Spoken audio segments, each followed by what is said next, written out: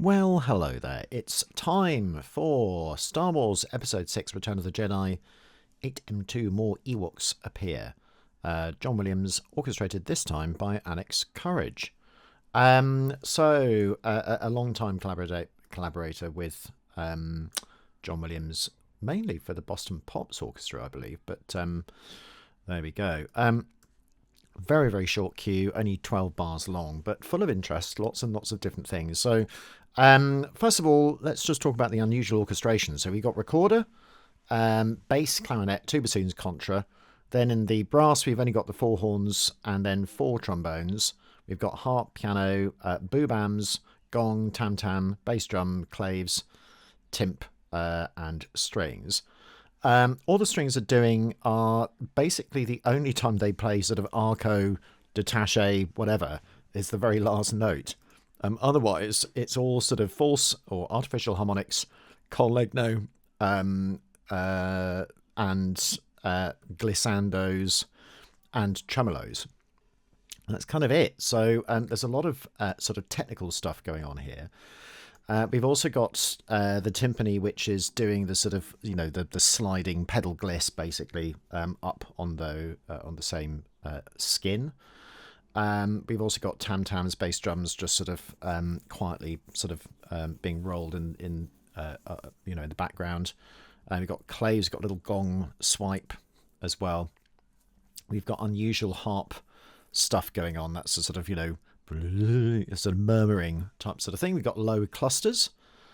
And basically, I discovered that almost all the material is derived from the octatonic scale, which is rather nice. So that's convenient for us. It's quite rare this happens, by the way. But I do put it in, and I've kind of, because it's such a short cue and you can kind of see it probably quite a lot, I've kind of just sort of done all of the various sort of points so you can see where the notes come from, which is sort of surprising in some ways, but not in others, because of course John Williams used the octatonic scale extensively, as he did the hexatonic scale and the Hungarian minor scale. So, but this is not an action cue, but it still uses that sort of sense of tonality, and therefore it's not really atonal, although it certainly sounds like it. So a lot of materials based on this sort of octatonic thing, or just simply, org fourth, dim fifth type intervals. So you'll see a lot in the violins, all of that sort of stuff here and elsewhere. It's sort of that interval seems to be definitely something that's utilised. And then the other standalone thing is the 3-3, this sort of alpha-y type sort of derived chord 0811 in terms of where they are 1 1 2 3 4 5 6 7 8 9 10 11 that sort of thing as well, it's quite a nice sort of effectual piece with lots of different sort of almost sort of klangfarben melody type stuff, where you've got just different articulations with different instruments all over the place. So, basically there's a separation of timbre.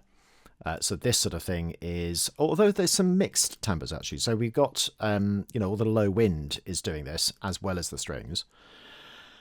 But then we've got violin ones just divided on the top, and then the rest are doing sort of div A3, violin 2, and then the violas are div A2 called legno at that point, with this sort of snapping type sort of sound. Trying to put all the information in there is really quite difficult. So that's what they're doing. Then we've also got, harp just plucking away normally. So the only time it sort of does a sort of standard sort of chord is there. We've got these boobams, which also give it another sort of sense of the exotic, which is to look forward to that also the ethnic stuff later on. We've got horns where unusually we've got two horns stopped and then two with metal mutes. So that gives another sort of interesting mixed timbre effect. Let me just raise the background on that. We've got recorder, as I said before, which is going to sound an octave higher. Let's just put that. There we go. Again, horns here, then finally sort of open horns. And then we got this sort of really nice add sharp 4 type chord as well, that sort of expectant thing. This chord here, which is a typical sort of atonal type chord, it uses 0134,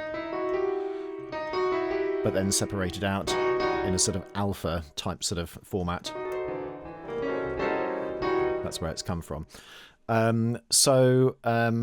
Which I've done extensively before, but basically 2 diminished sevenths, a major seventh apart, and then you pick some from the top diminished seventh and some from the bottom one, and that's how you get that sort of nice and gnarly sound. Although it sounds atonal, it's not. It's octatonically derived.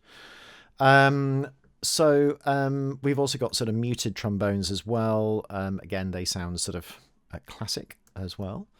We've got these little breath accents, like this sort of incredible sort of push type sound, which is sort of unusual. And that's it. I mean, basically that is it. But it is interesting, all of these sort of different things really go along on the screen. So it's worth sort of having a look, literally as to what exactly is going on at any particular time.